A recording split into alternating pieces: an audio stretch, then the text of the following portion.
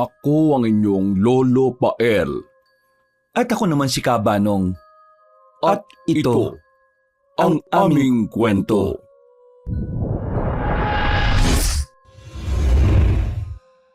Kasama ni Norla ng kanyang ina at kapatid na tahimik na namumuhay sa isang liblib na baryo. Sa kabila nun, hindi nila inaasahang magkakaroon ng kakaibang karamdaman ng kanyang ate Helena. Sinubukan nilang ipagamot ang dalaga pero walang gustong tumulong sa kanila. Hanggang sa nakilala nila ang dalawang albularyong gagamot sa kapatid niya.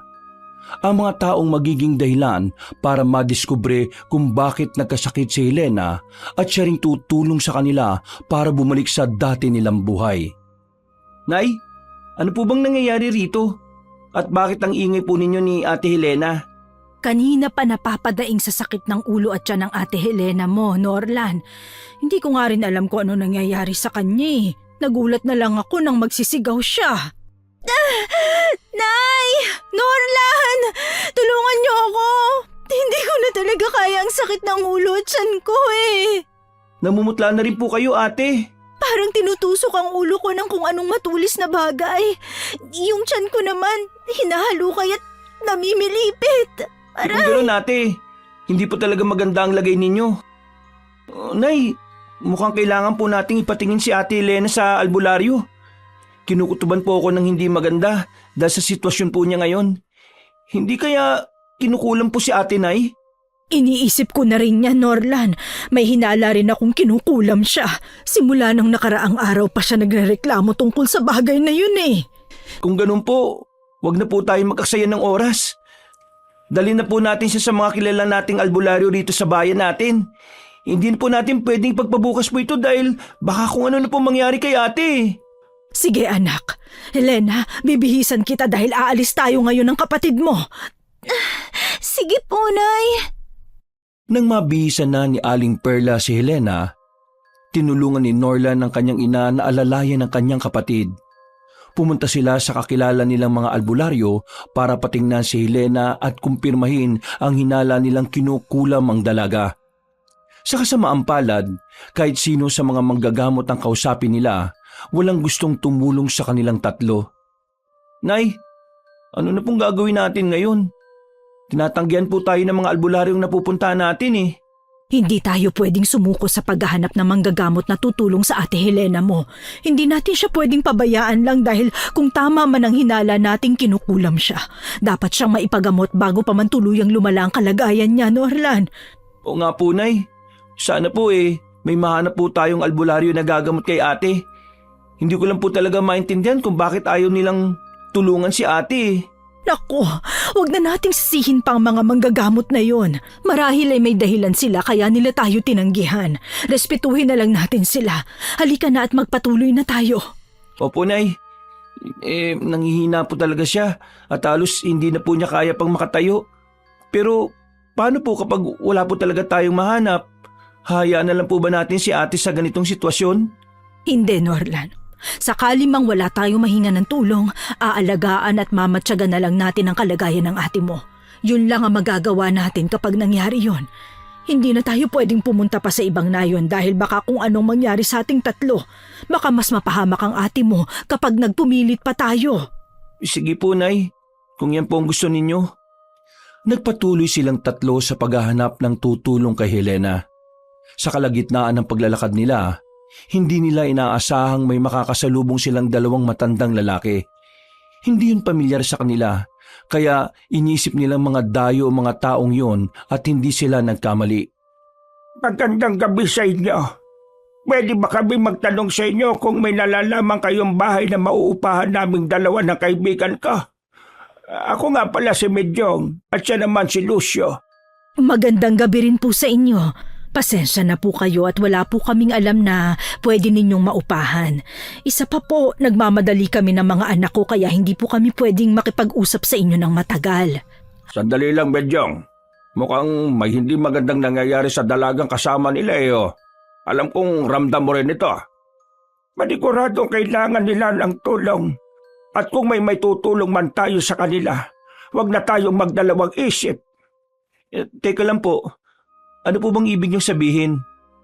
Ramdam namin ni Lucio na may kakaiba sa babaeng kasama ninyo. Base sa sitwasyon niya, pansin naming mahina ang katawan niya at may iniinda siyang karamdaman. Tama po kayo sa sinabi nyo. Hindi nga po talaga maganda ang sitwasyon ng ate ko eh. Hinala po kasi namin kinukulam po siya. Mukhang matutulungan namin kayo ni Lucio. Mga albularyo kami na kaibigan ko. Kaya kung nais ninyo pwede naming tingnan ang dalagang yan at kumpirmahin kung kinukulam nga siya. Ay, Diyos ko! Mabuti naman kung ganon. Sige po, sumama na po muna kayo sa bahay namin. Tumango ang dalawang albularyo sa sinabi ni Aling Perla. Nagsimula na silang maglakad noon pauwi sa bahay ni Norlan. Nagpakilala naman ang mag-ina sa dalawang lalaki at ikinuwento ang buong sitwasyon ni Helena. Nang makarating sila roon, kaagad nilang pinahiga ang dalaga ng mga sandaling yon ay wala ng malay. Pwede ba ninyo akong ikuha ng batya na may lamang tubig, Perla? Oo naman po, Kamejong. Sandali lang po at babalik po ako kagad dito. Kamejong, ano po bang gagawin nyo kay Ate Helena? Tatawasin ko siya nang sa ganun makumpirma natin kung talagang kinukulam nga siya. Posible rin kasing iba pang bagay ang ginagawa sa kanya at nagsisimula na itong pagpapahirap sa kanya. Gagaling naman po si Ate Helena ko, hindi po ba? Oo naman, Norlan. Kung maagapan nating magamot ang Ate Helena mo, paniguradong babalik siya sa dati. Sakali bang bumalik siya sa dati, gagawan ko siya ng hakbang pangontra kulam, barang, aswang, o kahit na anong may masamang hangarin sa kanya.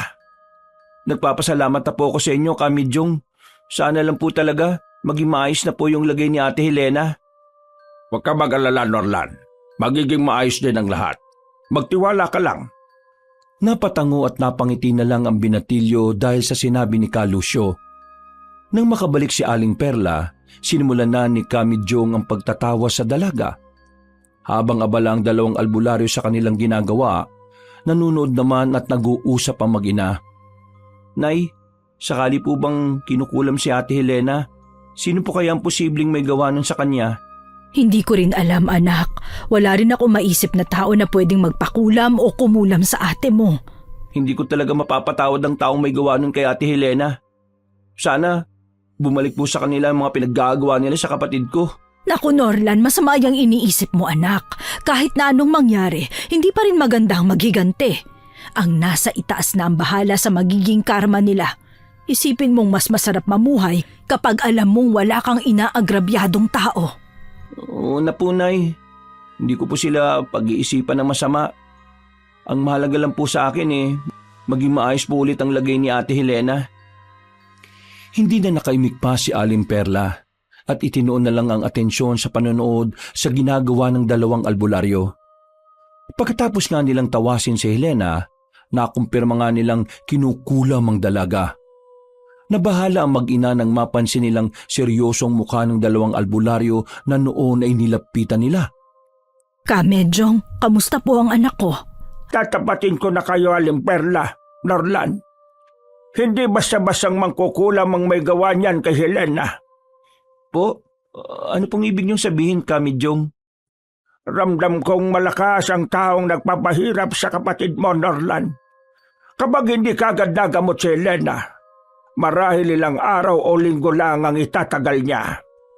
Kaya po siguro tinatanggihan kami ng mga albularyong pinupuntahan namin para hingan ng tulong, Kamejong.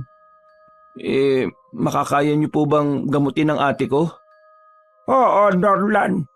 Basta tutulungan din ni Helena ang sarili niya. Makakaya namin siyang pagalingin ni Lucio. Ay nako, sana po ay mapagaling niyo ang anak ko, Kamejong, Lucio. Kahit papaano ay nabawasan ang pangambang nararamdaman ni Norlan para sa kanyang kapatid. Nasa ganong sitwasyon sila nang mapatingin sila kay Helena na noon ay bigla nalang bumangon habang nakangisi. Nanlilisik din ang mga mata niya, kaya kinilabutan si Norlan at Aling Perla. Teka, ano pong nangyayari kay Ate Helena, Kamejong? Bakit po nagkakaganyan ang anak ko? Hindi maganda ito. Sinasapian si Helena sa mga oras na ito. Lucio, dali! Tulungan mo ako sa kanya! Sige, Medjong, aalalay ako. Aling Perla, Norlan, mabuti pa lumayo na muna kayo at baka kung anong gawin sa inyo ni Helena. Pero hindi ko pababayaan ang anak ko. Kahit anong gawin nyo, hindi na ninyo mapapagaling ang dalagang ito. Unti-unti siyang manghihina hanggang sa magawa ko siyang paslangin! Sino ka at bakit mo pinapahirapan ang dalagang ito? Sabihin na nating binabayaran ako para pahirapan siya.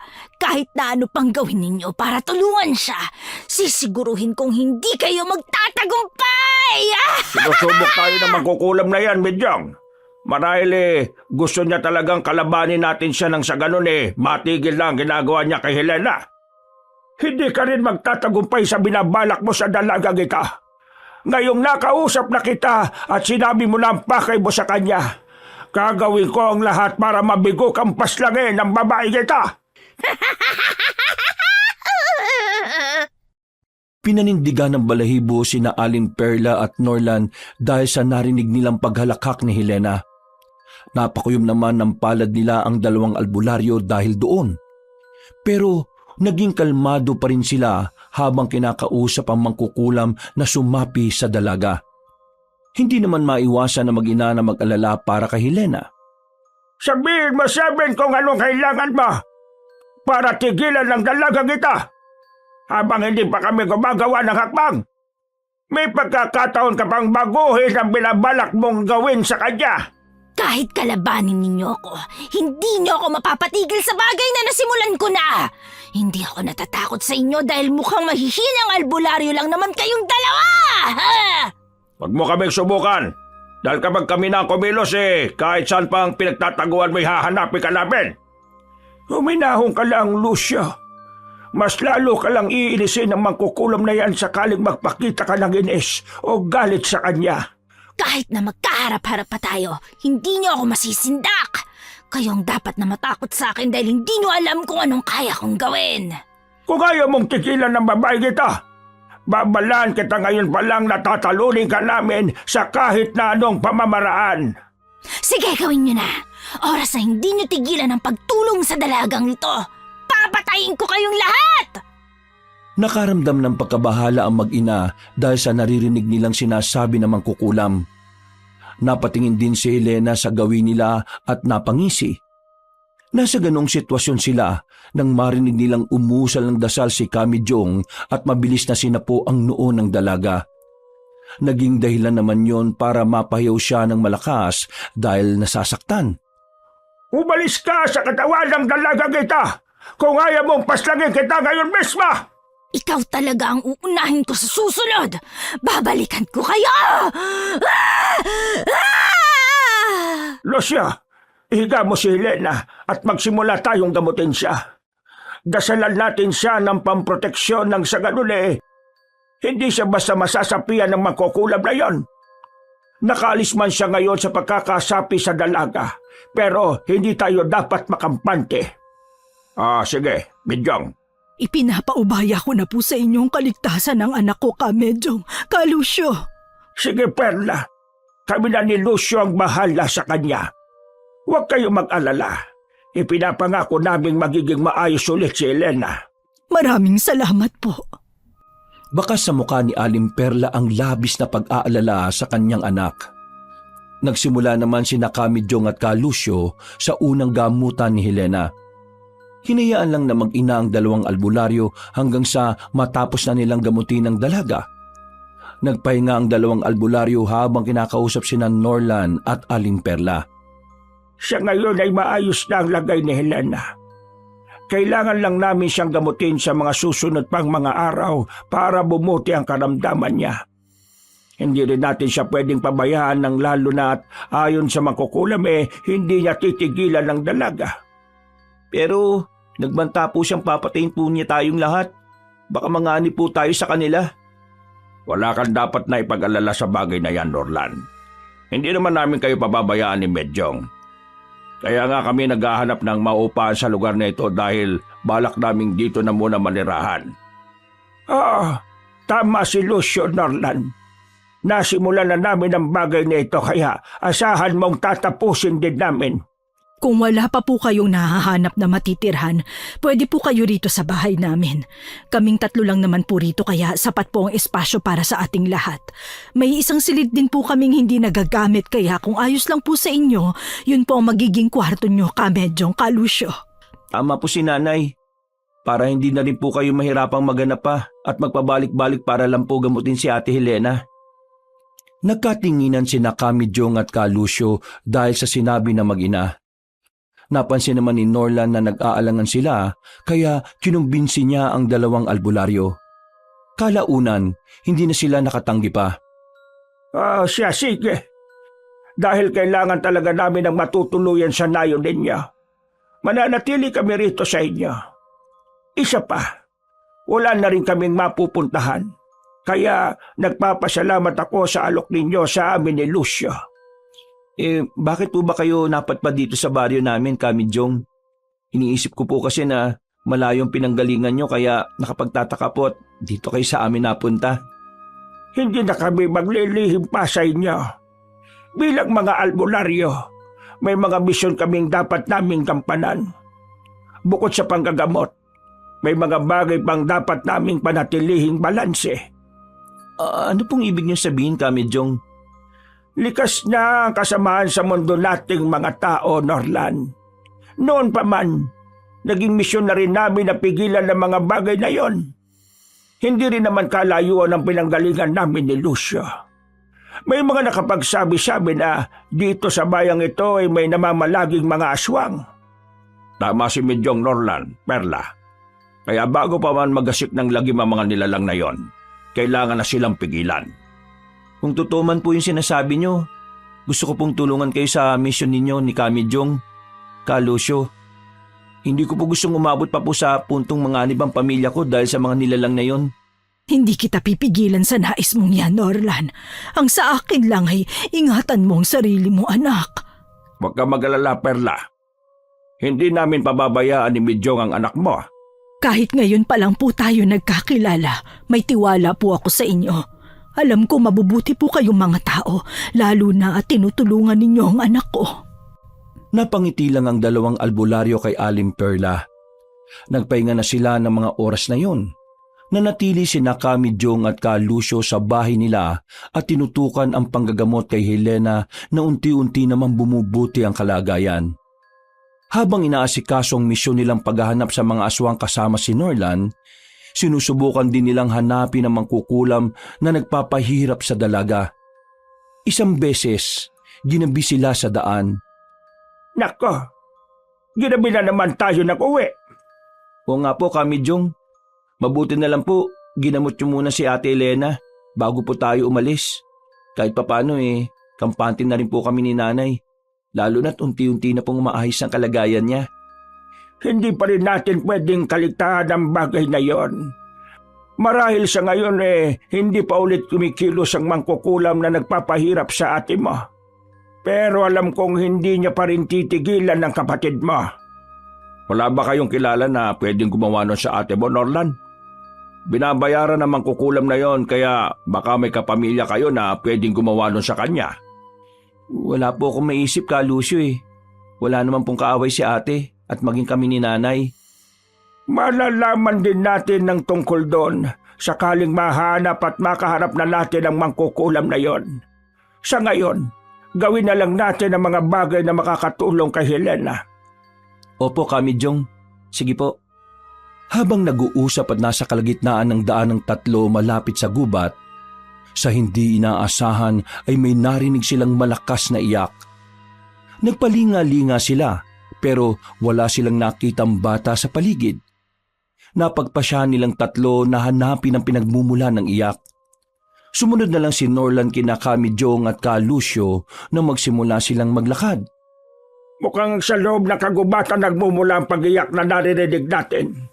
Hindi kaya may naiwang bata roon? Hindi tayo sigurado sa bagay na yan, Medyong. Hindi rin natin alam kung totoong bata ba talaga ang may gawa ng pag-iyak o pinaglalaroan tayo ng ibang elementong nakatira sa gubat na yan. Malalaman natin yon kapag nakarating tayo ron. Maging alerto na lang tayong 3 Nang sa ganun ay hindi tayo mabigla sa kung anumang posibleng atake sa atin. Tama ka. Norlan, dito ka sa gitna namin ni Medyong. Ihanda mo na lang din ang sarili mo. Opo, Ka Lucio. Ano naman po ang gagawin natin sakaling bata nga po yung may gawa ng pag-iyak na yan? Ka Medyong, Ka Lucio. Tutulungan natin siya. Pero sakaling ibang elemento ang may kagagawan niyan, lalabanan natin siya. Sige po, kayo po ang bahala. Susunod na lang po ako sa sasabihin ninyo. Nagpatuloy sila sa paglalakad papasok sa kagubatan. Nang naroon na sila ay naging alerto at mapagmatsyag silang tatlo. Nakahanda na rin ang kanilang mga itak na dala nila. Unti-unti namang humihina ang pag-iyak na naririnig nila. Nang tuluyan nilang matunto ng pinagmumulan ng ingay na yon, nagkaroon ng kakaibang pakiramdam ang dalawang albularyo. Hindi maganda ito. Mukhang mapapalaban tayo sa lugar na ito. Ano pong ibig niyo sabihin, Ka Medyong? Ramdam kong may kakaibang enerhiya sa paligid natin. Posibleng may aswang dito kaya kailangan nating maganda. Tama si Medyong, Norlan.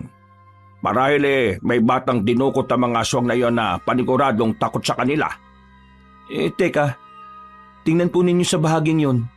May mga kakaibang nilalang po sa bahaging yon at parang may pinalilibutan po sila. Hindi.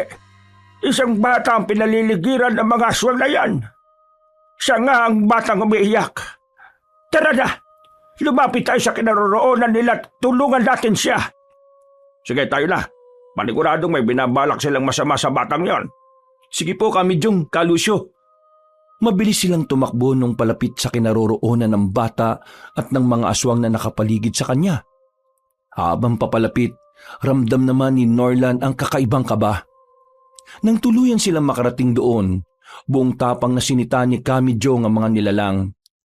Hay, mga aswang! Tigilan ninyo ang batang yan at kami ang harapin ninyo! 6 lang ang mga nilalang na yan kaya makakaya natin silang talunin. Norlan, ikaw na ang bahalang magligtas sa batang yon. Habang kami naman makikipaglaban sa mga nilalang na yan. Sige po, Ka Lucio. Kapag nakuha mo na ang bata, pwede mo siyang ilayo rito o kaya itago. Basta maging ligtas lang siya. Opo, Ka Medyong. Ay, sugod na kung talagang matatapang kayo! Nagalit naman ang mga nilalang dahil sa sinabi ni Ka Lucio. Kumilos na ang dalawang albularyo dahil nagsimula na ang mga kalaban na sumugod sa kanila. Nakipaglaban sina Ka Medyong at Ka Lucio sa mga aswang habang si Norlan naman ay tumakbo palapit sa bata. Kagad niyang hinila ang bata at dinala sa likod ng malaking puno kung saan tanaw rin nila ang mga aswang at albularyo na naglalaban. Huwag ka matakot Ililigtas ka namin sa mga aswang na yan. Salamat naman po kung ganun, kuya. Mona po pala ang pangalan ko. Norlan naman ang pangalan ko. At ang dalawang yun naman ay sina Ka Medyong at Ka Lucio. Kuya Norlan, tingnan po ninyo. Ang Ka Medyong at Ka Lucio na tinutukoy nyo. Nakakamangha po ang kilos nila sa pakikipaglaban sa mga aswang. Dahil sa sinabi ni Mona, napatingin si Norlan sa dalawang albularyong kasama niya. Maging siya ay namangha nang makitang nakikipagsabayan sa mga nilalang na yon sina Ka Medyong at Ka Lucio. Nagawang tagain ni Ka Medyong ang isang aswang sa liig niya kaya napalhod ito. Walang pagdadalawang isip na tinapos ni Ka Medyong ang buhay ng nilalang na yon nang undayan niya ito ng pagtaga. Hanggang sa magawa ngang mapugot ang ulo ng aswang. Hindi ako pwedeng tumunganga lang dito, Mona. Kailangan kong tulungan sina Ka Medyong at Ka Lucio na makipaglaban sa mga aswang na yon. Kung gusto po ninyong tulungan sila, Kuya Norlan, iwan na lang po ninyo ako rito. Magtatago na lang po ako rito at hindi aalis. Basta kahit na ano mangyari huwag kang aalis dito. Babalikan kita rito. Sakaling magawa na namin patayin ng mga aswang na yon. Sige po, Kuya. Huwag po kayong mag-alala sa akin. O siya, sige. Aalis na ako, Mona. Tumungo lang si Mona kay Norlan. Mabilis namang tumakbo ang lalaki para lapitan sina Ka Medyong at Ka Lucio. Nilingon pa niya ang batang babae na nakatanaw lang sa kanya. Nang tuluyang makalapit si Norlan sa dalawang albularyo, sumugod din siya sa mga kalaban. Nagulat naman sila dahil sa ginawa ng lalaki. Norlan, bakit may iniwan ang batang yan? Posibleng manganib siya lalo na at baka makita siya ng mga aswang na ito. Gusto ko lang po kayong tulungan eh. Huwag po kayong mag-alala dahil hindi po aalis si Mona sa pinagtataguan niya. Nandito na si Norlan Medyong. Hayaan na lang natin siyang tumulong sa atin. Pupunta na lang natin ang batang yon kapag nagawa na nating maubos na mapatay ang mga aswang na ito. O siya, sige. Bilisan na lang natin ang sa gayon maiuwi na rin natin siya sa bahay ninyo, Norlan. Sige po, Kamidyong. Nang umatake ang mga aswang sa kanila, nakipaglaban na silang tatlo. Walang takot na sinalubong ni Norlan ng isang aswang na sumugod sa kanya. Sinubukan pa siyang kalmutin ng nilalang pero mabilis niyang naiiwasan. Nang magkaroon siya ng pagkakataon, tinaga niya ang kanyang kalaban at nadaplisan ng aswang sa braso, kaya napahiyaw ang nilalang at bahagyang lumayo sa kanya. Napatingin din siya sa dalawang albularyo na nagawa ng paslangin ang ibang kalaban nila. Hindi na dapat makatakas pa ang mga aswang na ito. Tapusin na natin sila. Sige, Medyong. Bago pa man dumating ang iba sa mga kasama nila kung sakali. Norlan, kaya mo ba ang aswang na yan? Opo, Ka Lucio. Ako na pong bahala sa nilalang na ito. Nagawa ko na po siyang sugatan kaya alam ko makakaya ko po siyang patayin. Ay mabuti naman kung ganon. Isipin mong walang puwang ang mga gaya nila sa mundong ito. Opo, Ka Lucio. Tayo na! Sumugod na tayo at tapusin ang laban! Sumang-ayon lang ang dalawa sa sinabi ni Kamidyong. Muli nilang inatake ang mga aswang. Hindi naman sila inatrasan ng mga nilalang. Mas naging agresibo pa ang mga kalaban nila kaya naging maingat din silang tatlo. Nang susuntukin sana ng katapat niya si Norlan, sinalubong niya ng pagtaga ang nilalang. Nakaiwas ang aswang pero mabilis ang naging kilos ng lalaki at tinaga niya sa likuran ng kalaban. Napahiyaw ang aswang nang bumaon sa likod niya ang itak ni Norlan. Patay mo na yan, Norlan! Baka makabawi pa't ikaw ang madali niyan! Opo, Ka Lucio! Yun po talaga ang gagawin ko! Kapag napaslang mo na ang aswang na yan, balikan mo ang bata! Hindi tayo sigurado sa kaligtasan niya dahil baka may mga ibang aswang pang nagmamatsyag lang sa paligid natin. Opo, sige po, Kamidyong. Nagpatuloy sila sa pakikipaglaban nila sa mga aswang. Dahil may natamo ng sugat ang kalaban ni Norlan, hindi na siya nahirapan pa sa pakikipaglaban sa nilalang. Nang muli niyang masugatan ng aswang na yon, hindi na niya binigyan ng pagkakataong makatakas pa dahil inundayan na niya ito ng pagtaga. Hanggang sa walang buhay na lang na bumagsak sa lupa.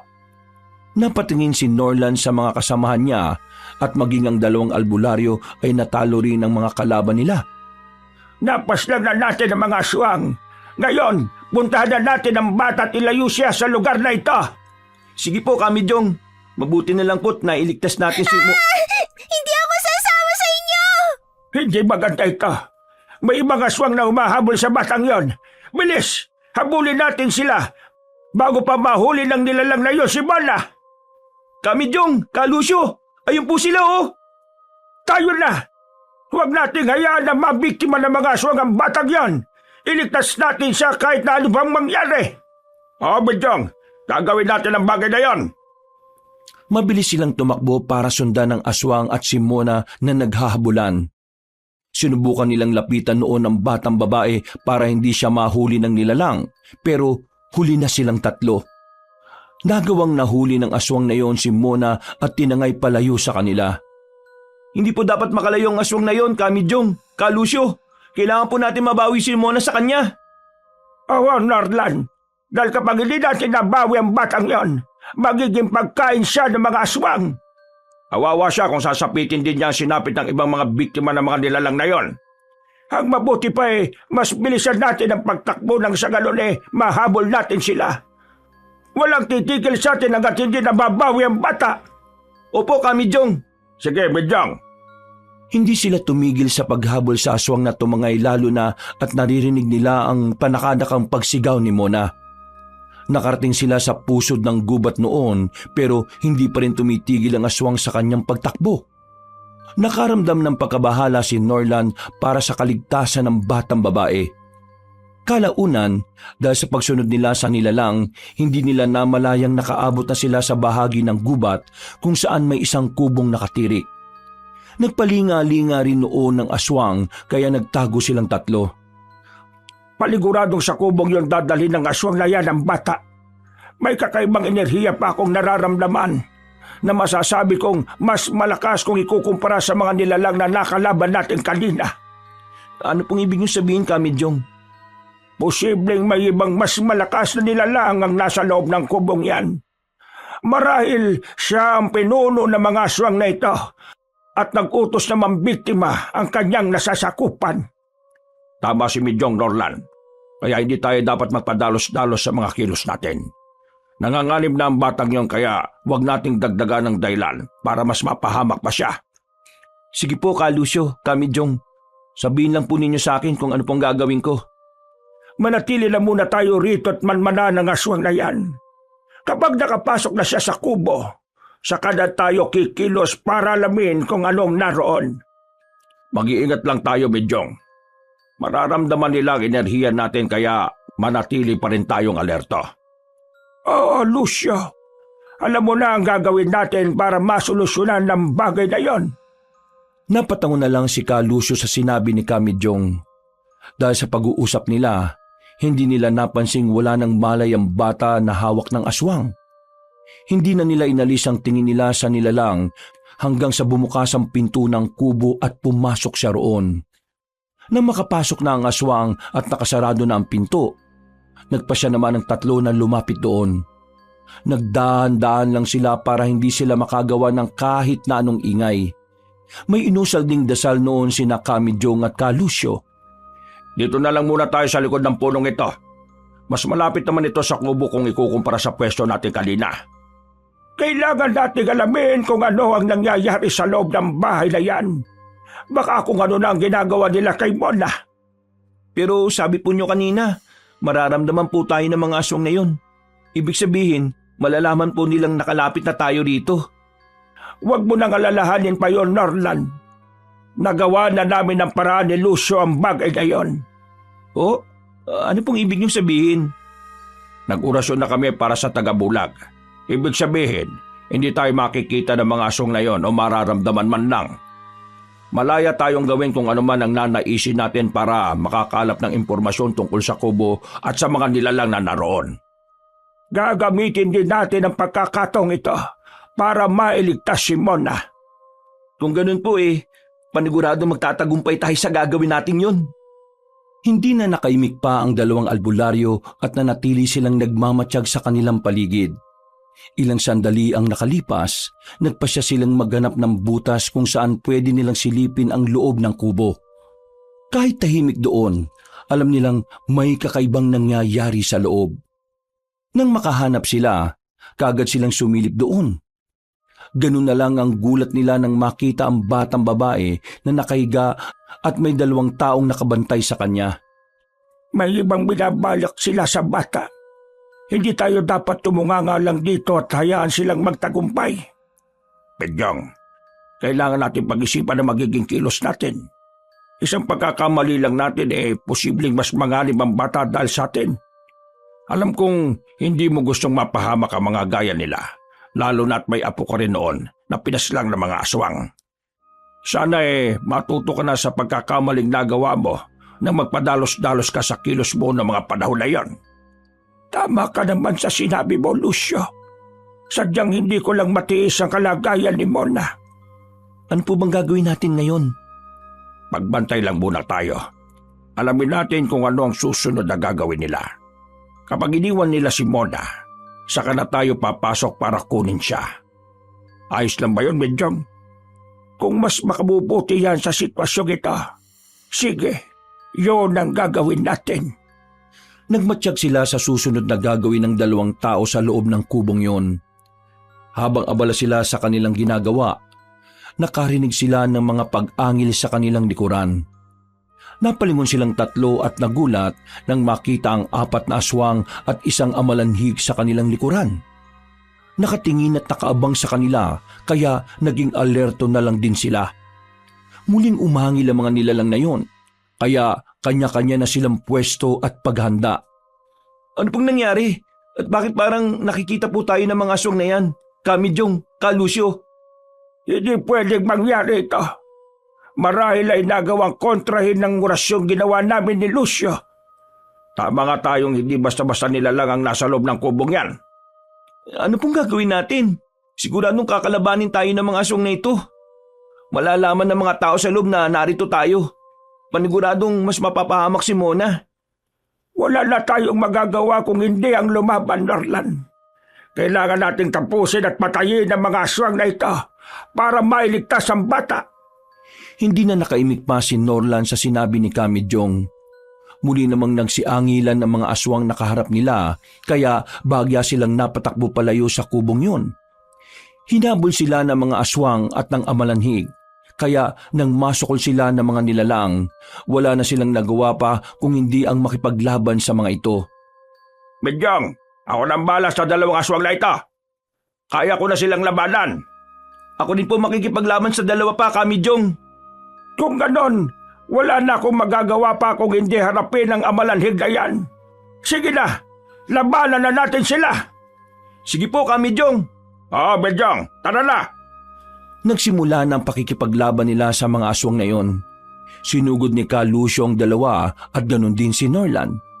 Nilapitan naman ni Kamijong ang amalanhig na makakalaban niya. Naging abala na ang dalawang albularyo sa pakikipagpambuno sa mga katapat nilang aswang, kaya naituon na lang din ni Norlan ang atensyon niya sa kanyang kalaban. Nang sugurin siya ng mga nilalang, may pit siyang napahawak sa kanyang itak.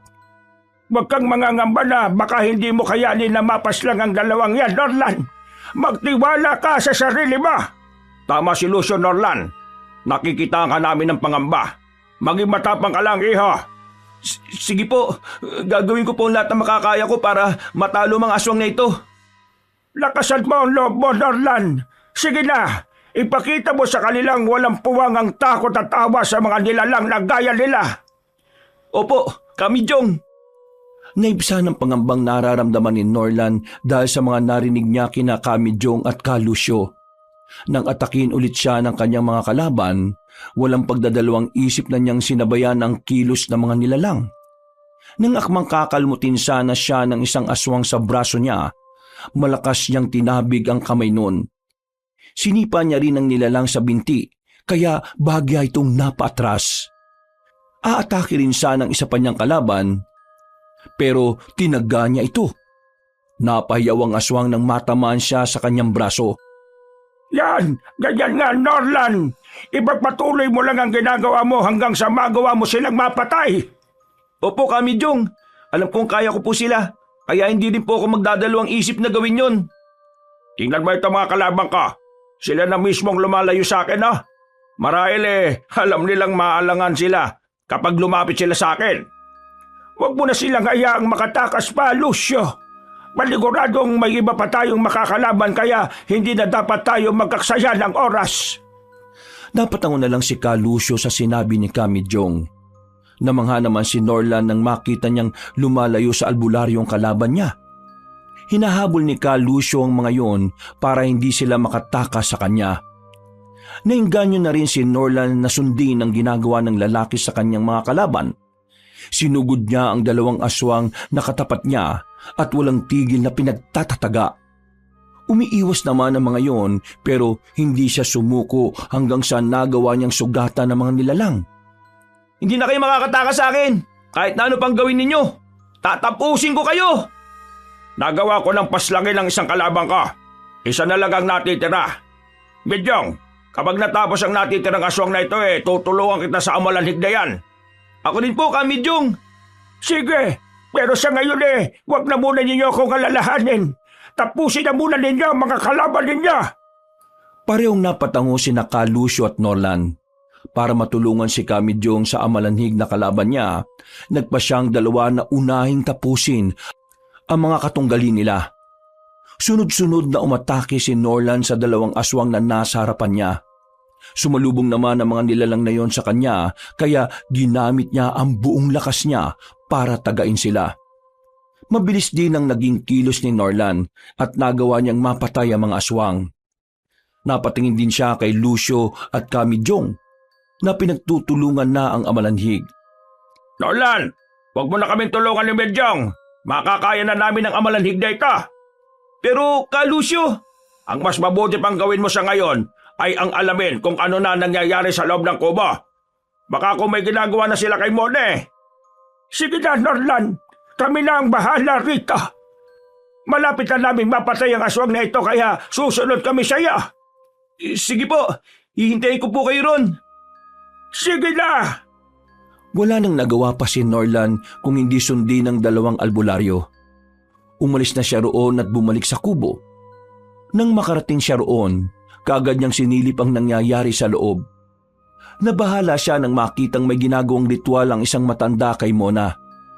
Gusto sana niyang pasukin yon para pigilan pero nag-alangan siya. Naisip niyang balikan ng dalawang albularyo para sabihin ang nalaman niya. Hindi pa man siya nakakalayo sa kubo, natanaw naman niya sina Kamijong at Ka Lucio na tumatakbo na palapit sa kanya. Kamijong, Ka Lucio, mabuti naman po't nandito na po kayo. Napatay na po ba ninyo yung amalanhig?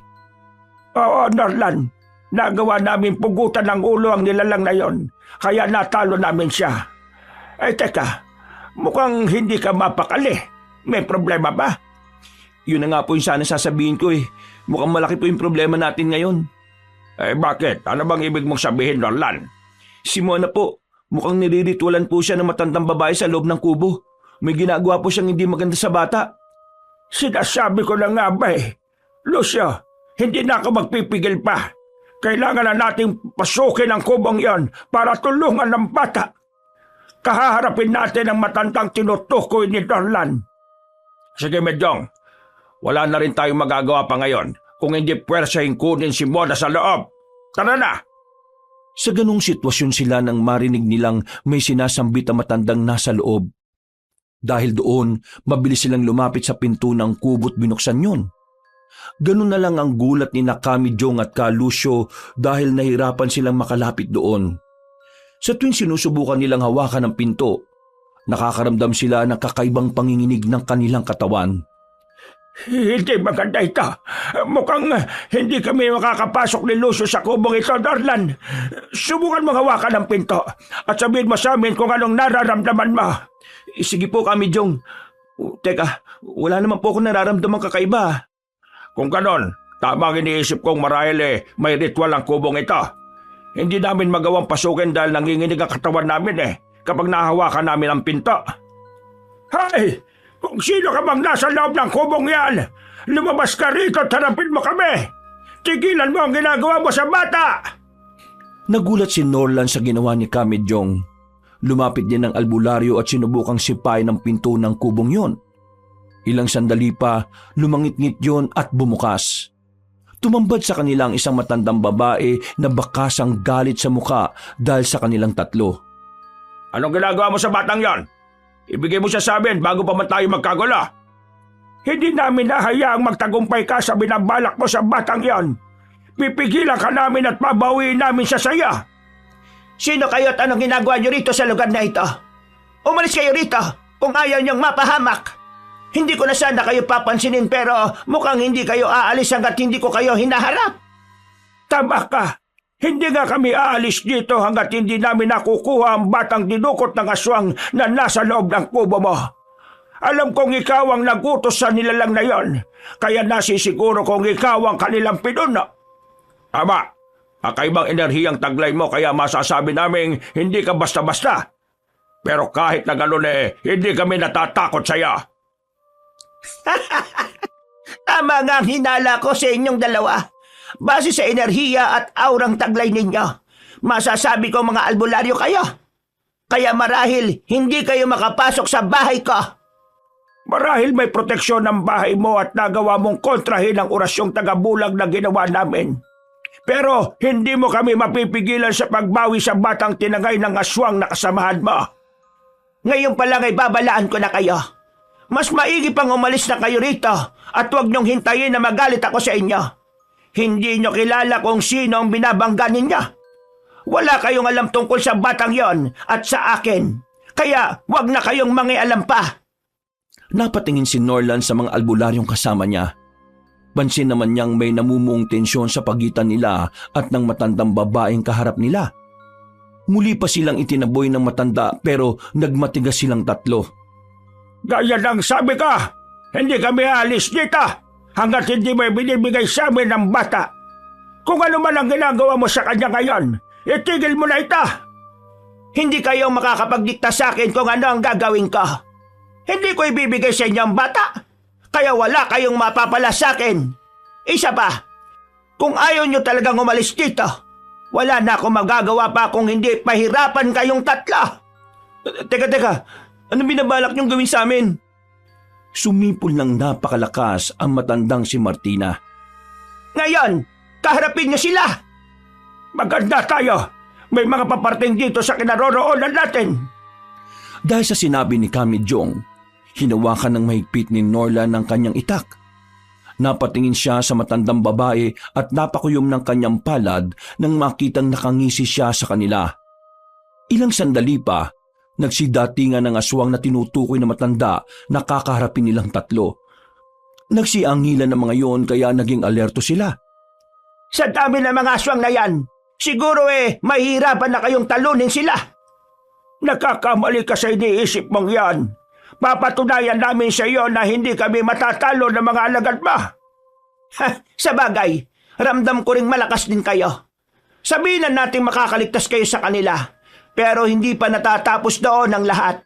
Ngayon pa lang, sisiguraduhin kong hindi niyo makukuha sa akin ang bata. Itignan natin kung anong mangyayari. Lucio, Norlan, tapusin natin ang mga aswang na yan at ipakita sa matandang babae na ito kung ano ang kaya natin gawin. Sige po, Kami Jong!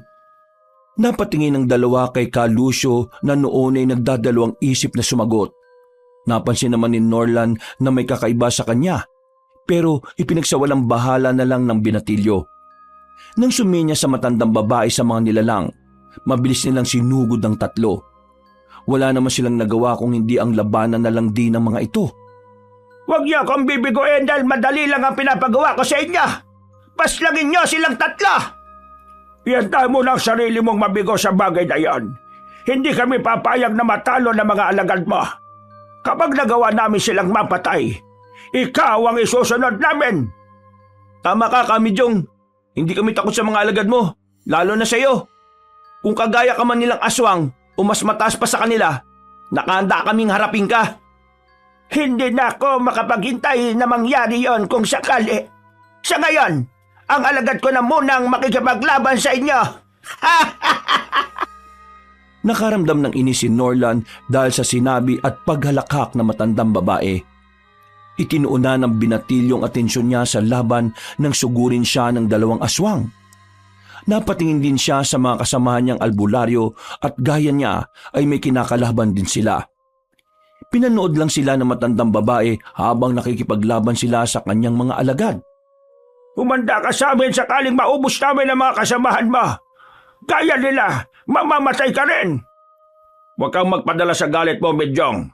Baka ikapahamak pa natin ito. Hindi mangyayari yun, Lucio. Kilala mo ko. At kapag sinabi ko ang isang bagay, alam mong gagawin ko ito. Mukhang hindi yata umaayon sa iyo ang kasama mo. Marahil ay alam niyang matatalo kayo kahit na ano pang gawin ninyo. Nagkakamali ka sa bagay na yon.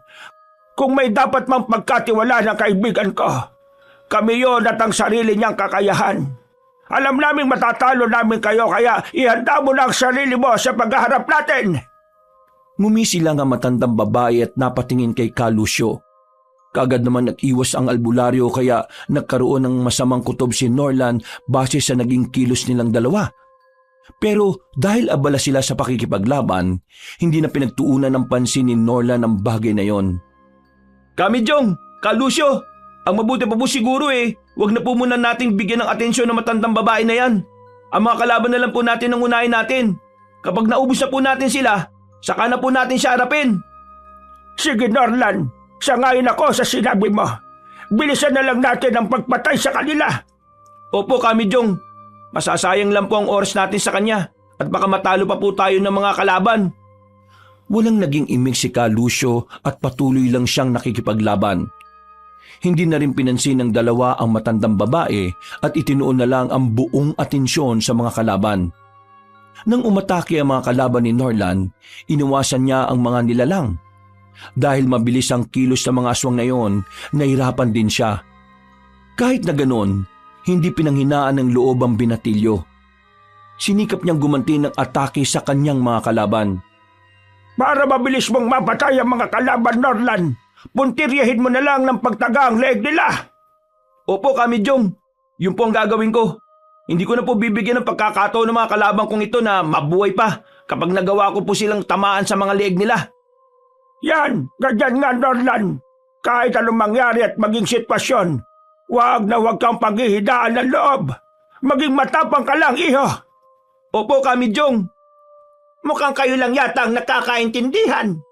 Anong nangyari sa isa niyong kasama at tahimik yata siya? Wala ka ng pakialam doon. Nakatuon lang ang pansin ni Lucio sa pagpaslang sa mga alaga mo. Dahil sa pagsusumikap ng binatilyo sa pakikipaglaban sa mga aswang, nagawa niya mapabagsak ang dalawang kalaban niya nang undayan niya ng pagtaga ang mga nilalang sa kanilang mga leeg. Napatingin din siya sa paligid nila at iisang aswang na lang ang natitira dahil halos napaslangan nila ang iba sa mga ito. 5 na lang ang natitira sa mga alagad mo. Unti-unti na silang nalalagas kaya isusunod ka na namin. Hindi niyo ako matatakot kahit na ano pang sabihin ninyo. Kahit pagbantaan pa ninyo ka, wala akong pakialam. Marami pa akong alas laban sa inyo na baka ikagulat ninyo. Huwag kang puro dada. Harapin mo kami pagkatapos namin dito sa mga alagad mo. Napatingin na matandang babae kay Lucio at napangisi. Napansin ni Norla na napayuko na lang ang albularyo at may takot sa mukha niya.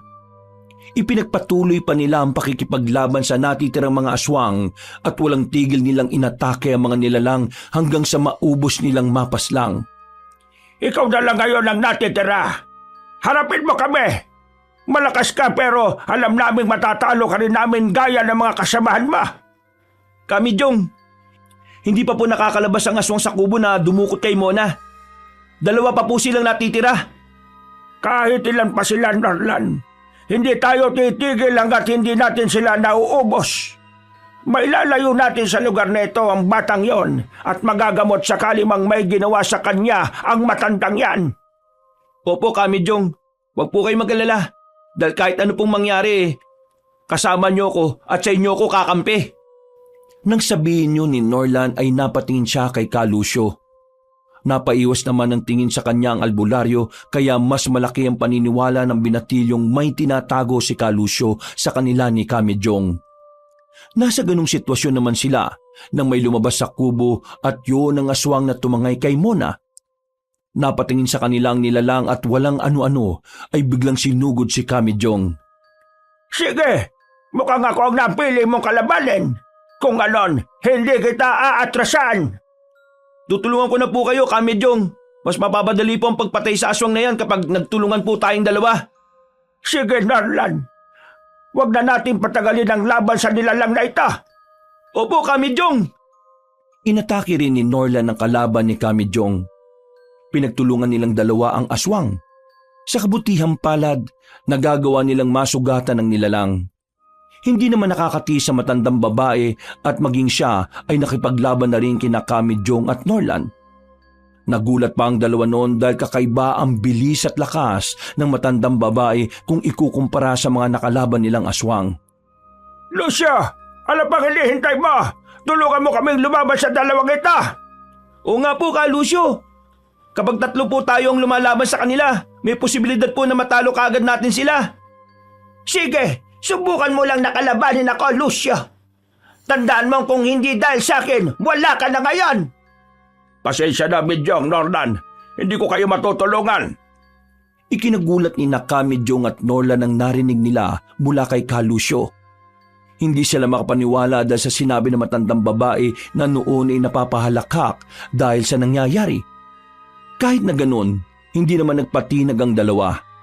Patuloy silang nakipaglaban sa matandang babae at sa isa pang aswang kahit walang tulong ni Lucio.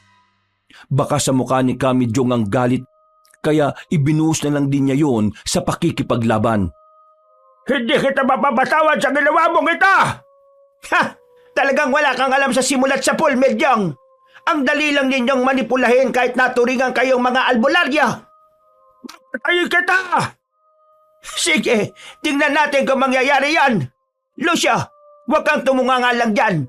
Kalabanin mo ang dalawang ito. Mamili kayong dalawa. Lalabanan niyo si Lucio o tutuluyan kong patayin ang dalagang yan?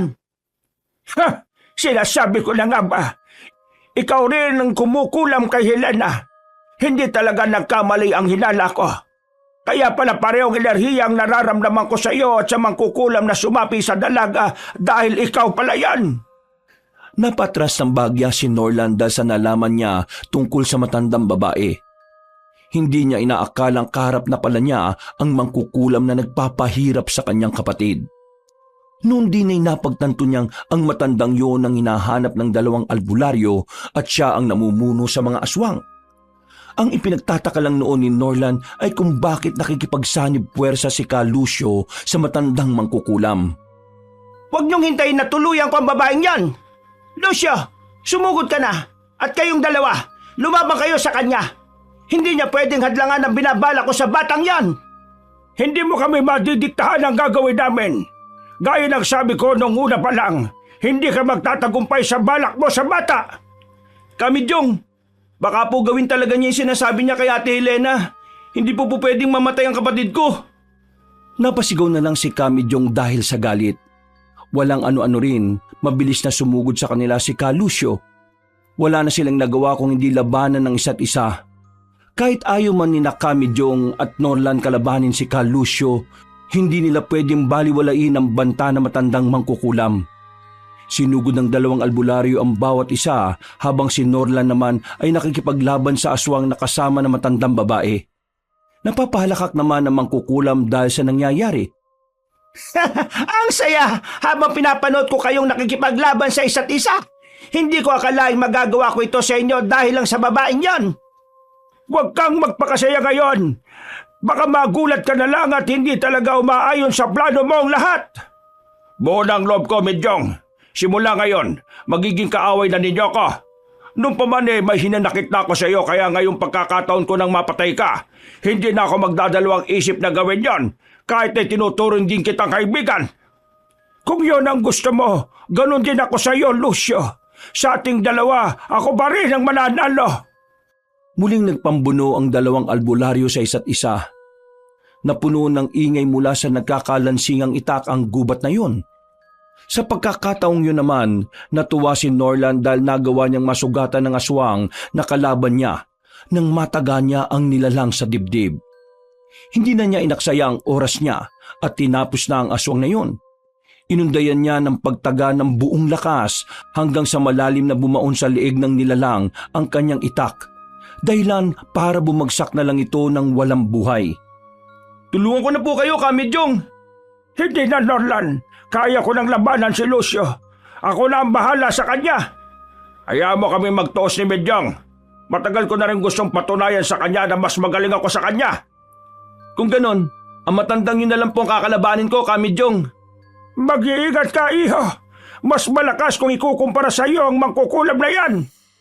Kahit baka sa boses ni Kamidyong ang pagdadalawang isip na hayaan si Norland na kalabanin ang matandang mangkukulam, wala na siyang nagawa pa nang sumugod ang binatilyo. Nagpatuloy ang labanan nila at dahil pareho silang lahat na may kaalaman sa pakikipaglaban, nahirapan ang bawat isa sa kanila. Nasa ganong sitwasyon naman sila nang biglang umungol na malakas sa matandang babae.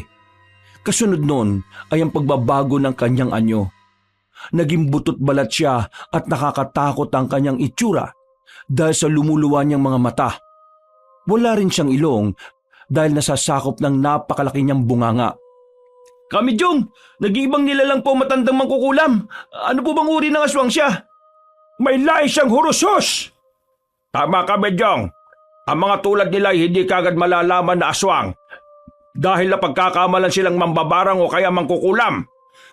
Kailangan natin mag-ingat ng gusto sa kanya, Norland. Ang mga tulad niya ay kakaibang uri ng aswang. May malalim na kaalaman sila sa barang at kulam at may taglay silang katalinuhan ng mga laman lupa. Nabahala si Norland dahil ang matandang mangkukulam ay isa rin palang aswang. Bagya pa siyang napatras noon dahil alam niyang dihado siya sakaling umatake ang nilalang na yun sa kanya. Nanatili lang na nakatingin kay Norland na matandang aswang habang patuloy na naglalaban ng dalawang albularyo. Napapangisip pa ang nilalang dahil nagdadalawang isip na makipaglaban sa kanya ang binatilyo. Ngayon ay pakita sa akin ang tapang mo, iho. Sumugod ka sa akin para malaman mo kung ano ang kaya kong gawin sa'yo. Kahit isa ka pang aswang, hindi ibig sabihin natatakot ako sa'yo. Kung ganon, ipagpatuloy natin ang naudlot nating laban. Sige, gagawin ko makakaya ko, mapabagsak ka lang. Mag-iingat ka, Norlan! Napatungo lang ang binatilyo sa sinabi ni Kamijong. Sinugod siya ng matandang aswang kaya wala na siyang nagawa kung hindi ang labanan ng nilalang. Nung una ay todo iwas lang siya noon dahil sa sunod-sunod na pag-atake sa kanya ng nilalang. Nahirapan siya dahil mas mabilis at malakas ang matandang aswang sa kanya. Kahit na ganon, hindi nagpatinag ang binatilyo at lumaban pa rin siya. Sinubukan niyang tagain ang aswang pero nagagawa siyang iwasan ng nilalang. Kung ganyan ka lang din makipaglaban, sinasayang mo lang ang oras ka. Dahil mauna ka pa sa kapatid mo sakaling pinatay kita ngayon. Bakit mo pinahihirapan ang kapatid ko? At sino nagbayad sa iyo para gawin yon? Walang nagbayad sa akin. Kasi nungalingan lang ang sinabi ko nang magawa kong kausapin ng mga albularyong yan. Sabihin na nating malaki ang makukuha ko kapag isa sa inyo ang kinulam ko. Bukod sa mga lupang makukuha ko sa inyo, mas magiging malakas ako kapag isa sa inyo ang nagawa kong patayin. Ah? Ano? Anong ibig mo sabihin? Malayong kamag-anak niyo ako, Norlan. Dahil sa inyo, naghirap ang pamilya namin noon at namatay ang mga magulang ko. Kinamkam ninyo ang mga lupain na dapat sana'y napunta sa kanila. Hindi nakaimik ang binatilyo dahil sa sinabi ng matandang aswang. Hindi niya akalaing may koneksyon pala ang nilalang sa kanilang pamilya. Nakaramdam siya ng kakaibang galit dahil alam niyang walang ginagawa ang kanyang ate Helena pero dinamay siya na matandang mangkukulam. Hindi ko mapapatawad ang ginawa mo sa kapatid ko! Matagal ko na kayong minaman-manan. Nang magkaroon ako ng pagkakataong makilala si ate Helena mo, hindi na ako nagdalawang isip na ituloy ang balak ko sa pamilya ninyo. Ipagiganti ko ang ginawa mo sa kapatid ko! Humanda ka! Hindi mo magagawa yon dahil ngayong gabi, uunahin kita! Pagkasabi ng matandang aswang, mabilis niyang sinugod ang binatilyo. Dahil sa galit ni Norlan sa kanya, hindi siya inatrasan ng lalaki. Nang sabihin naman ng nilalang ang pakay niya sa batang babae na sinabi niyang ampon niya, mas sumiklab ang galit sa puso ni Norlan. Hayop ka! Pati batay dadamay mo sa kasamaan mo! Kung hindi lang sana siya naging pasaway sa akin, hindi siya aabot sa ganoong sitwasyon. Kung sinunod lang niya ang nais kong mangyari at maging katulad ko rin siya, at hindi nanlaban pa, hindi siya mapapahamak. Ayaw ng bata na maging isang mangkukulam at aswang kagaya mo dahil alam niyang masama kang nilalang. Hindi lang naman yon ang dahilan. Gusto niyang puntahan kayo at sabihin na ako ang nagpapahirap sa ate mo. Napakuyom ng palad niya si Norlan at maigpit na napahawak sa kanyang itak. Napatingin ang binatilyo sa dalawang albularyong kasama niya at nakita niyang pinaiibabawan na ni Ka Lucio si Kamijong kaya nabahala rin siya. Napahalakak naman ang matandang aswang dahil sa nangyayari ng mga oras na yun. Lucio, tapusin mo lang isang yan. Alam kong matagal mo na rin gustong mapabagsak si Medyong, kaya ngayon na pagkakataon para magawa mo yan. Huwag ka mag-alala, Tandang Martina. Hindi na sila makakalis dito ng buhay. Traidor po talaga kayo, Ka Lucio. Kaya pala simula nang makaharap natin ang matandang babae na ito nag-iba na ang mga kilos nyo. Hindi ko na sana binaliwala pa ang mga napapansin ko sa inyo kanina. Hindi ko kasalanan kung sobra kayo nagtiwala sa akin ni Medyong, Norlan. Wala kang alam sa mga pinagdaraanan naming dalawa. Kaya hindi mo maintindihan kung anong pakiramdam na mawalan ng isang matalik na kaibigan. Nagtaka si Norlan dahil sa sinabi ni Ka Lucio. Magtatanong pa sana siya pero nauna na siyang magsalita ng lalaki. Sinabi ni Ka Lucio na mali ang akala ng binatilyo kung iniisip niyang malapit na magkaibigan silang dalawa ni Kamijong. Noon din, ikinuwento ng matandang albularyo na 3 silang makakasama pero pinaslang na mga aswang ang nakalaban nila noon ang isa sa kanila. Bakit niyo sinisisi kay Kamijong ang nangyari sa isa ninyong kasamahan noon, ha Ka Lucio? Kung hindi niya pinabayaan si Luisito noon, marahil kasama ko pa rin ang matalik kong kaibigan hanggang ngayon. Sinigip lang niya ang sarili niya at hinayaan ang kasamaan namin yon na paslangin ng mga kalaban. Alam mong ginawa ko rin ang makakaya ko para tulungan si Luisito, Lucia. Hindi ko siya binabayaan gaya ng iniisip mo. Nilaso na matandang yan ang pag-iisip mo kaya mo nagagawa ito sa akin ngayon. Pag mo isisi kay Tandang Martina kung bakit umabot tayo ngayon sa puntong tinredor kita, Midyong. Kung hindi niya ako tinulungan noon marahil gaya ni Luisito, wala na rin ako. Hindi nakaimik si Kamidyong at napatingin sa binatilyo. Inisip naman ni Norlan na marahil ay totoo ang mga sinabi ni Ka Lucio, kaya bahagya rin siyang nagulat. Kahit na ganon, hindi niya pinag-iisipan na masama si Kamidyong. Napasigaw na lang si Norlan ng akmang tatagay na sana ni Ka Lucio ang kaibigan niya. Hindi ako papayag na pareho tayong mamamatay, Lucia. Pasensya na kung gagawin ko ito sa iyo. Sige, suntukin mo lang ako, Midyong. Papatulugin na muna kita, Lucia. Ikaw naswang ka. Humanda ka sa akin. Dahil sa malakas at ilang beses na pagsuntok ni Kamidyong kay Ka Lucio, nawalan ng malay ang lalaki. Mabilis ding sinugod ng albularyong matandang aswang at nilabanan niya ang nilalang. Hindi na rin nag-alangan pa si Norlan at pinagtulungan nila ni Kamidyong si Tandang Martina. Hindi nagpatinag ang matandang aswang at panay ang naging pag-ilag niya sa dalawa na hindi tumitigil sa pag-atake sa kanya. Kamidyong, mukhang hindi talaga natin matatamaan ng aswang na ito ah. Huwag kang mawawalan ng pag-asa, Norlan. Hindi tayo dapat panghinaan ng loob. Siya na lang ang natitirang kalaban natin kaya alam kong makakaya rin natin siyang mapabagsak. Maililigtas natin ang ate Helena mo at si Mona. Oo nga po pala, si Mona. Kailangan ko po siyang tulungan. Sige na, Norlan. Iwan mo na ako rito. Hindi ako makakapasok sa kubong yon dahil sa proteksyon ng matandang aswang na ito sa mga albularyong gaya ko. Kaya alam kong ikaw lang ang makakapagligtas sa kanya. Hindi! Hindi ka pwedeng pumasok sa kubo ka! Sige na, Norlan. Tumakbo ka na at ako nang bahala sa aswang na ito. Opo, Kamidyong. Mag-iingat po kayo. Pipigilan pa sana ni Tandang Martina si Norlan pero nagawa niyang harangan si Kamidyong. Sinubukang tagain ng matandang albularyong nilalang at nagawa niyang masugatan ng aswang. Mabilis namang tumakbo si Norlan paalis doon at pumasok sa kubo. Hinayaan niyang naglalaban ng matandang albularyo at ang aswang. Nang makita niya si Mona na nakahiga, mabilis niyang nilapitan ng bata. Sakto naman paglapit ni Norlan, napaungol si Mona kaya niyugyug niya. Mona, gumising ka! Kailangan natin makalis sa lugar na ito! Kuya Norlan, nasan po ako at ano po nangyari? Naku, mabuti naman at nagising ka na, Mona. Nandito tayo sa kubo na matandang mangkukulam. Kaya mo bang maglakad? Ha? Aalis tayo rito. Kaya ko naman po, kuya. Nasan po si Tandang Martina? Nasa labas at nilalabanan niya si Kamidyong. Tara na, Mona. Umalis na tayo dito. Sandali lang po, Kuya Norlan. May gagawin lang po ako. Marahil makakatulong pa ito para mapahina si Tandang Martina at matalo po siya sa laban. Ha? Anong ibig mo sabihin? May isang bagay po na kahinaan si Tandang Martina. Alam kong nandito lang po yun sa kubong ito, kaya kailangan po nating hanapin. Kapag nakita po natin ito, may gagawin po tayong dalawa. O sige, Mona. Pero bilisan lang natin ha.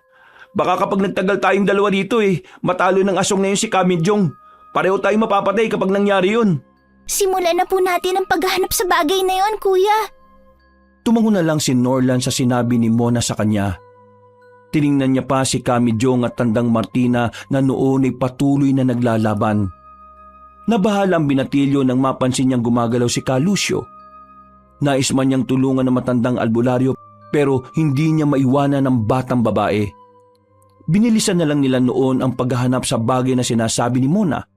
Hanggang sa nakita na nila ang isang banga kaya mabilis nilang nilapitan ang bagay na yon. Mona, yan ba yung bagay na tinutukoy mo? Opo, Kuya Norlan.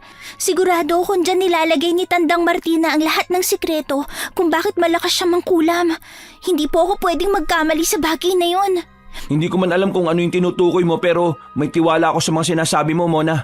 Ano na ang susunod nating gagawin ngayon? Basagin po natin ang banga, Kuya Norlan. Kapag nagawa natin itong mabasag, malalaman po ninyo kung anong ibig kong sabihin. Sige, Mona. Kung ganon, gawin na natin. Nilapitan nila ang banga na yon at pinagtulungang kargahin. Walang ano-ano, ibinagsak nila ito sa lupa. Ganun na lang ang gulat ng dalawa nang may nagsilabasang mga itim na usok doon. Marami yon, kaya nagtaka sila kung ano ang mga yon. Iyan po ang sikreto ni Tandang Martina. Ang mga itim na usok po na yan ay may mga kampo ng dilim na ikinulong niya at ginagamit niya sa pangkukulam at kasamaan. Ang iba po sa kanila, nagiging gabay rin niya para maging malakas po siya. Hindi ko akalain na marami ang nalalaman mo sa matandang yon, lalo nang tungkol sa bagay na ito, Mona. Simula po nung inampun ako ni Tandang Martina, iminulat niya po ako sa mundo ng isang mangkukulam gaya niya. Ipinakita niya po sa akin ang mga bagay na dapat kong matutunan dahil may balak din po siyang ipasa sa akin ang lahat ng karunungan niya, pati po ang pagiging aswang niya. Hayop talaga ang matandang yun. Ngayong nagawa na natin basagin ang sikreto niyang banga, paniguradong ikakabagsak na niya ito. Tama po kayo. Manghihina po siya dahil malaya na ang mga nakakulong sa banga niya, Kuya Norlan. Hindi rin po siya tutulungan ng mga ito dahil sa pagkulong ni Tandang Martina sa kanila. Yun po ang sabi sa akin noon, kaya sigurado ako sa bagay na yon. Nang tuluyang mawala ang mga itim na usok sa loob ng kubo, narinig nila ang malakas na pagsigaw ni Tandang Martina. Walang ano-ano rin, nagsimulang masunog ang kubo ng matandang aswang kaya mabilis silang lumabas doon. Nang makalabas silang dalawa, nakita nilang nakikipaglaban na sina Kamijong at Ka Lucio kay Tandang Martina. Nagtaka si Norlan sa nangyayari pero minabuti na lang niyang itago sa ligtas na lugar si Mona at mabilis na nilapitan ang mga kasamahan niyang nakikipaglaban. Walang iya ka talaga, Norlan! Ikaw ang una kong papatayin! Bago mo magawa yan kay Norlan, dadaan ka muna sa amin ni Lucio. Hindi namin palalagpasin ang lahat ng kasamaang ginawa mo, Martina. Lucio, Norlan, tayo na't magtulungan natin siya. Bidyong. Sige po, Kamijong. Hindi ko kayo aatrasan! Nakipaglaban silang tatlo sa matandang aswang. Napansin ni Norlan na medyo nanghihina na si Tandang Martina, kaya naisip niyang dalhin yun sa ginawa nila Mona. Nakaramdam naman ng tuwa ang binatilyo kaya ginanahan siyang makipaglaban sa matandang aswang. Sunod-sunod nilang sinugod ang nilalang at wala naman siyang nagawa kung hindi ang umiwas sa kanilang tatlo. Napansin ni Norlan na medyo nanghihina na si Tandang Martina kaya naisip niyang dahil yon sa ginawa nila ni Mona. Nakaramdam naman ng tuwa ang binatilyo kaya ginanahan siyang makipaglaban sa matandang aswang. Sunod-sunod nilang sinugod ang nilalang at wala naman siyang nagawa kung hindi ang umiwas sa kanilang tatlo. Ngayon, alam mong ikaw na ang dehado, Martina. Hindi ka na makakatakas pa sa amin kahit na anong gawin mo. Pagbabayaran mo ang ginawa mo sa akin. Sa amin ang mga kaibigan ko, lalo na kay Luisito, humanda ka. Huwag na natin siyang bigyan ng pagkakataong mabuhay. Tapusin na natin ang kasama niya ngayong gabi. Kamatayan ang nararapat sa iyo, Martina, kaya harapin mo ito. Sugurin na natin siya. Hindi ako magpapatalo sa inyo. Muli silang nakipaglaban sa matandang aswang. Sa pagkakataong yon, si Tandang Martina naman ang umatake sa kanila. Nagawa nilang iwasan ng nilalang pero hindi nagtagal, nakabawi silang tatlo. Natamaan sa kanyang tagiliran ng aswang ng tagain siya ni Ka Lucio. Malakas din silang sinipa ni Kamijong kaya nabuwal siya sa lupa. Lucio, alam mo na ang gagawin sa kanya. Ako na ang bahala sa kanya, Bijong. Norlan, maganda ka. Oras na magawa siyang mahuli ni Lucio. Tatapusin natin ang matandang aswang na yon. Sige po, Kamijong. Ngayon na, Lucio! Mabilis na kumilos si Ka Lucio para lapitan si Tandang Martina. Tumayo ang nilalang pero nasa likuran na niya ang albularyo. Hindi inaasahan na matandang aswang ang mangyayari kaya hindi na siya nakapalagpa nang mahuli ng albularyo ang kanyang dalawang mga kamay at inilagay sa kanyang likuran. Nagpupumiglas pa siya pero hinigpitan ni Ka Lucio ang pagkakahawak sa kanya, dahilan para mapahiyaw siya. Sinipa rin ni Ka Lucio ang binti ng aswang dahilan para mapalod siya sa lupa. Wala ka ng kawala ngayon, Martina. Bijong, patayin na ninyo ang aswang na ito. Kami na ang bahala, Lucio. Hawakan mo lang siya na mabuti. Sige, Bijong. Norlan, tayo na. Ngayon, ipagiganti mo ang ate Helena mo sa kanya. Sige po, Kamidyong. Lumapit din silang dalawa kina Lucio at Tandang Martina. Gamit ang itak, pinagtatataga ni Norlan sa iba't ibang bahagi ng katawan ang matandang aswang. Nagulat pa siya kung bakit hindi umaatake si Kamidyong, pero nang marinig niyang umuusal ng orasyon ng albularyo at walang ano-ano, sinapo niya ang noo ni Tandang Martina. Napahiyaw ng malakas ang nilalang at biglang nanginig ang buong katawan. Itinigil naman ni Norlan ang pagtaga sa matandang aswang at hinayaan ng dalawang albularyo na ang tumapos sa mangkukulam. Lucio, sabayan mo at nang mas maging malakas ang epekto ng orasyon sa kanya. Sige, Medyong. Norlan, umatras ka ng bagya. Sige po, Lucio. Ngayon, Lucio, sabayan mo ako. Medyong. Mga hayop kayo! Wala nang nagawa pa si Tandang Martina kung hindi ang umungol ng malakas nang sabay na umusal ng dasal ng dalawang albularyo. Kalaunan, nang isay na lang ang matandang aswang at natumba sa lupa, habang mulagat ang kanyang mga mata at kita ang mapupulang ugat dito. Wala na siyang buhay noon kaya nakaramdam ng tuwa si Norlan. Mabilis namang tumakbo palapit sa kanila si Mona. Kuya Norlan, Kamedyong, Lucio, mabuti naman po at natalo po ninyo si Tandang Martina. Mona, ayos ka lang ba, iha? Opo, Kamedyong. Wala bang masakit sa iyo, bata? Wala naman po, Lucio. Wala naman po sigurong ginawa sa akin si Tandang Martina. Mabuti naman kung ganon. Para makasigurado tayong maayos talaga ang kalagayan mo. Pagka-uwi natin sa bahay ni Norlan, titingnan kita.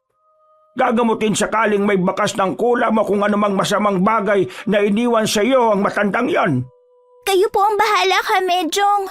Medyong, sunugin na natin ang katawan ng mga aswang na ito. Pagkatapos umalis na tayo. O siya, sige, Lucio. Norlan, Mona, tumulong na rin kayo. Sige Opo, po, Kamidyong. Kamedyong.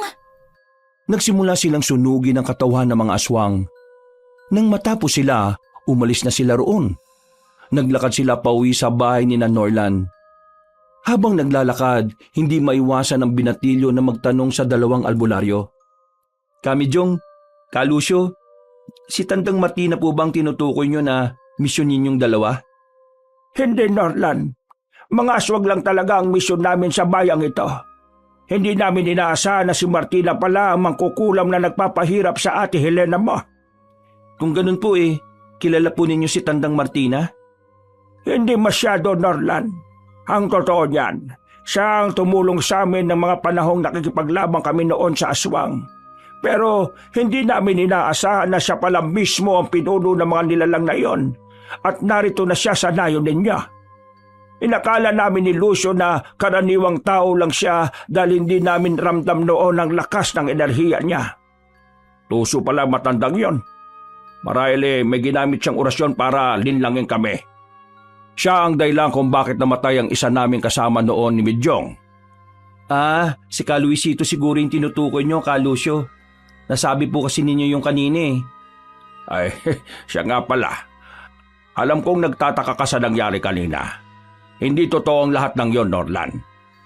Oo nga po Tama si Medyong. Nilaso na matandang yon ang isip ko. Marahil may ginawa siya sa akin na kapag malapit siya sa akin, nalilimutan kong kaibigan ko si Medyong. Ang tingin ko sa kanya kanina kalaban gayong ang pinaniniwalaan ko siya ang pumatay kay Luisito at nag-traitor sa akin.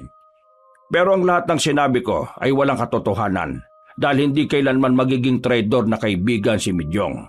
Kuya Norlan, marahil may kinalaman din po yun sa banga ni Tandang Martina na binasag po natin kanina. O kaya po, may ginawa po siyang orasyon kay Lucio. Marahil ay ganun na yon, Mona. Nagawang kontrolin ni Martina ang isip ni Lucio. Pero wala na kayong dapat na ipag-alala pa. Wala na siya at maayos ang pagkakaibigan namin ni Lucio kahit muntikan na niya kung mapatay kanina. Oo nga po Grabe, lakas kanina ni Lucio. Ay nako, pasensya ka na Medyong ha. Mabuti na lang din at hindi mo naisipang patayin rin ako. Nagtawanan na lang silang apat noon. Nakarating na sila sa bahay ni Norlan kaya kagad na tiningnan ng dalawang albularyo ang bata. Walang kakaiba kay Mona kaya nakampante sila. Na mga sumunod na araw, dahil sa pagkawala ni Tandang Martina na siyang kumukulam kay Helena, tuluyang gumaling ang dalaga. Laking pasasalamat ni Norlan at Aling Perla sa dalawang albularyo na ginawan din ng hakbang ang dalaga para maproteksyonan.